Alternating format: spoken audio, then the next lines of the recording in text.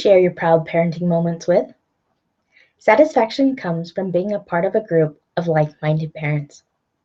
Hi, my name is Krista Olivaria, and I'm the Career Conversationalist. Thank you for joining me today. I have an excellent show for you, so you may want to keep some tissues nearby.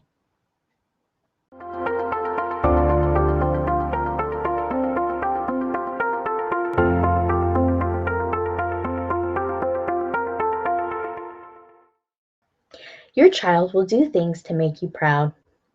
What will you do with these moments?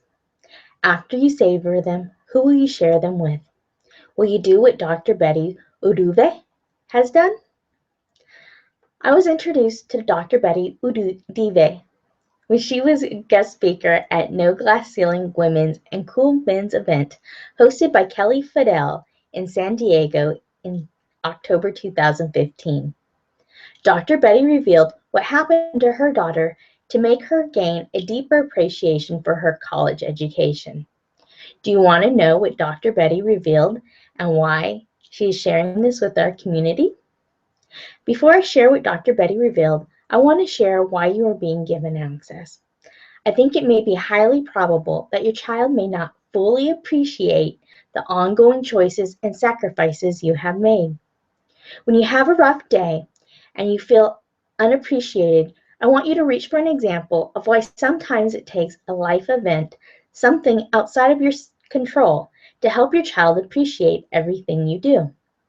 Dr. Betty shared a letter her daughter wrote from stage and said, "My daughter gave me permission to share this letter." I followed up with Dr. Betty after the event and she emailed me the letter. In her message, Dr. Betty said, "Enjoy and feel free to share it as long as you feel it will make a difference. I'm sharing this message with you because I feel it will make a difference." Dear Mom, I remember the first time you told me the story. I was getting close to my 12th birthday, and you wanted to share with me why that age is so significant to you. You told me that it was at the same age that you came to America from Colombia. I could tell that it was something that was extremely important to you, but at the time, I didn't realize how significant it truly was. Recently, you sent me the story from your point of view. It went something like this. I was 12 years old when my mother sat my three brothers and me down for a serious conversation. She was tired of the life she was living, and with my father, I wanted to leave the country. My father, a self-made millionaire, suffered from alcoholism, and my mother suffered from spousal abuse and my father's infidelity. She was moving to the US and she gave us a choice. I could either stay with my father and I would never need anything as his wealth would take good care of us. I was daddy's little girl, so I know I would be well taken care of.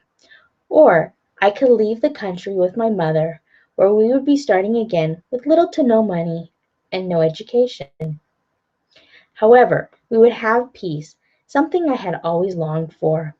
We never had to worry about my father coming home drunk to beat up my mother and brothers, and we would be free to go to church and work for a living to succeed in a new life. We chose to leave with my mom.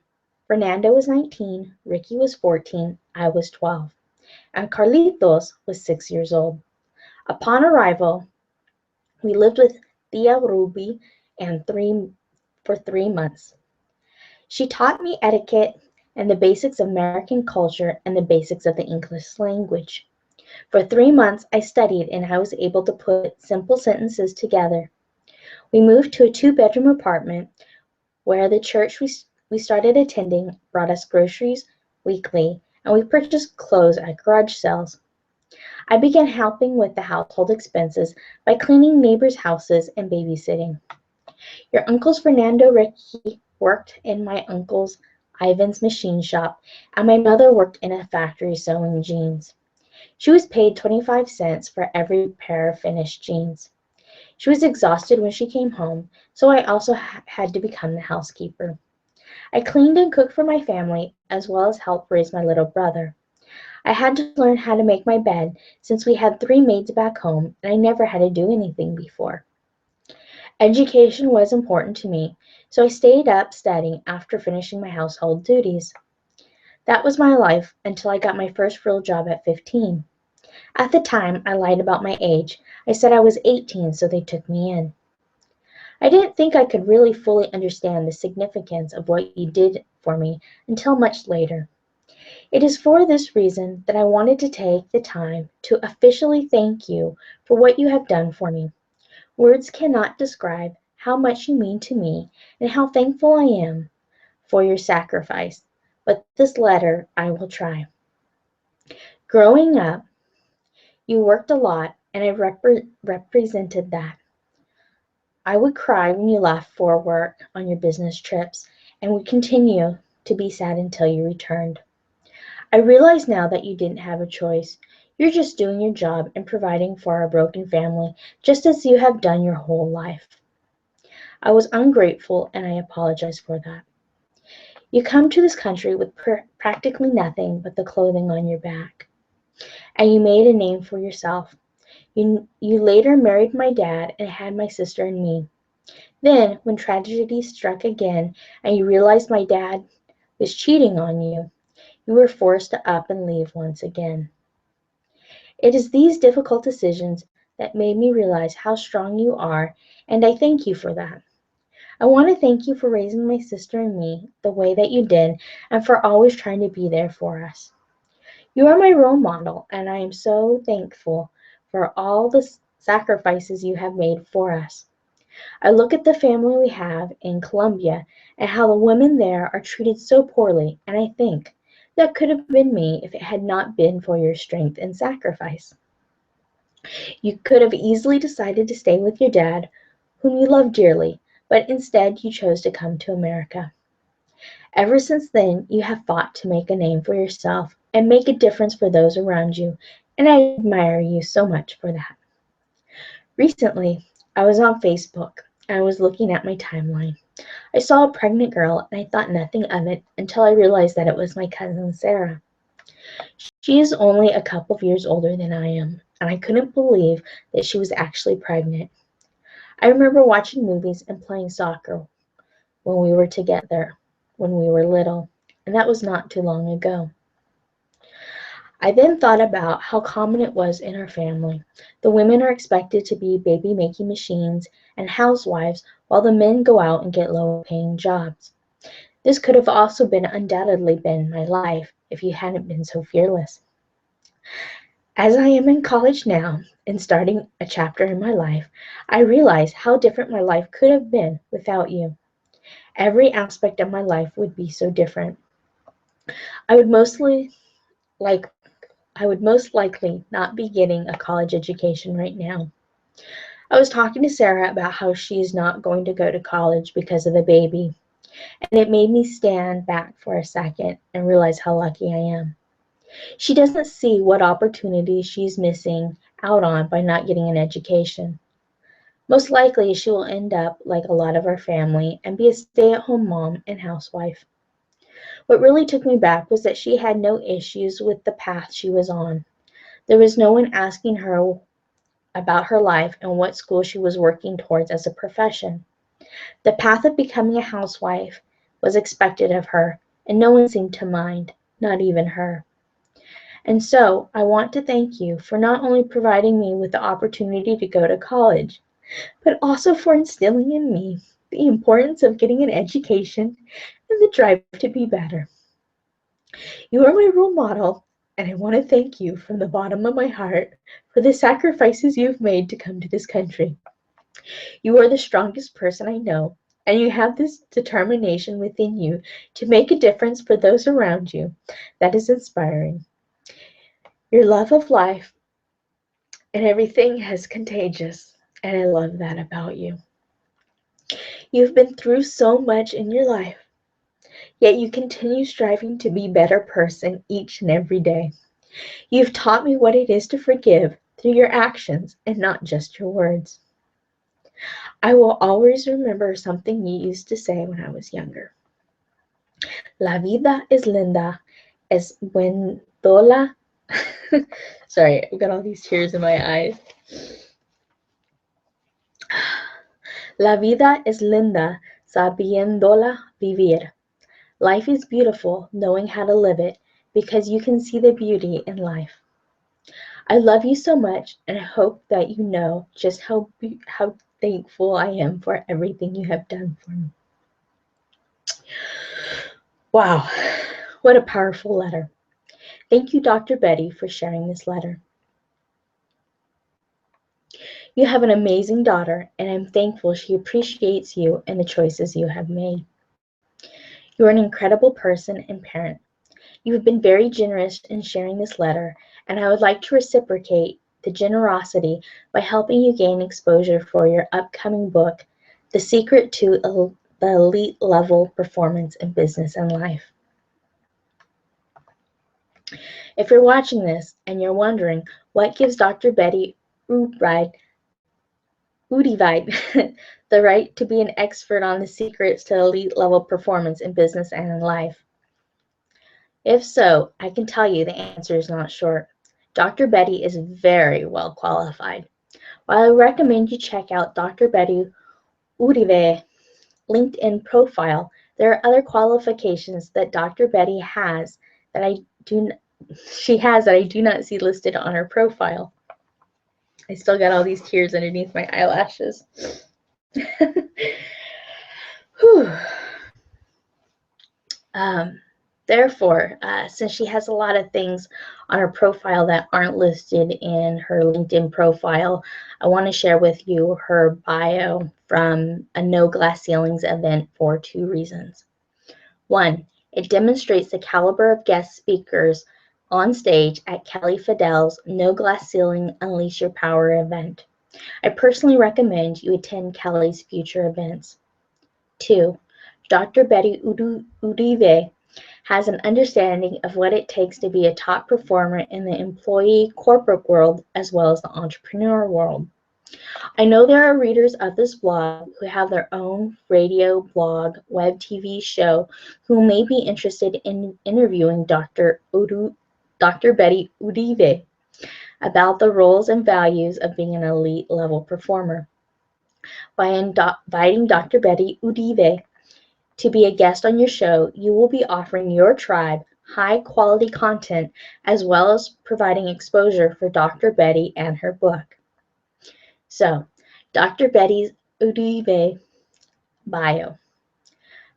Betty R. Uribe has more than 27 years of exceptional experience in the financial industry. As Executive Vice President at California Bank and Trust, she has profit and loss responsibility for the majority of the branches within California and multiple businesses and commercial lending teams for a bank with over $11 billion in assets. Ms. Uribe formerly held positions at both Wells Fargo Bank and Galmedia, where she successfully rolled out over 100 retail and business locations, the majority of which became accretive within 18 months. She has expertise in commercial banking, marketing, public relations, risk management, retail banking, and strategic planning. She has repeatedly demonstrated the value of community through her commitment of time and resources to altruistic organizations throughout California, Washington, D.C., and Florida. Ms. Uribe enthusiastically seeks out mentoring opportunities to provide leadership and direction for future achievers.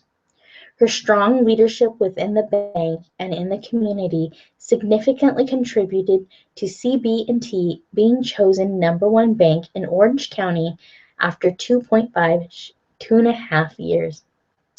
Betty has been recognized as a top leader in the financial service industry with expertise in business turnarounds, achieving over 20% increase in pre-tax profits in a declining economy, double-digit revenue growth in less than 12 months, double-digit expense management, and significant increase in efficiency ratios. Her many accolades include recognition as one of the most prominent Latinas in LA, top 25 National Corporate Elite and Hispanic Business Magazine, most influential woman in Northern California. In addition, she's authoring to soon be released book highlighting military generals from the White House, Pentagon, and CEOs across America. As an international and bilingual speaker, Betty has lectured in Asia, Hawaii, Canada, and the Americas, and her work has been published in financial and business publications, as well as in trade journals in China, Singapore, Canada, Colombia, and Mexico, and across the United States. She has been featured in national and local media, television, radio, and print as a subject matter expert in finance, leadership, and is viewed as a corporate turnaround expert. Throughout her career, Betty has had a unique understanding of what it takes to grow a successful business. Beginning as a young entrepreneur, developing and manufacturing surgical lighting, she continued her hands-on learning by opening a business in high-end furniture manufacturing and the automotive transportation industries. These first-hand experiences have given her a broad universal understanding of the various industries and businesses within the U.S. and the international markets.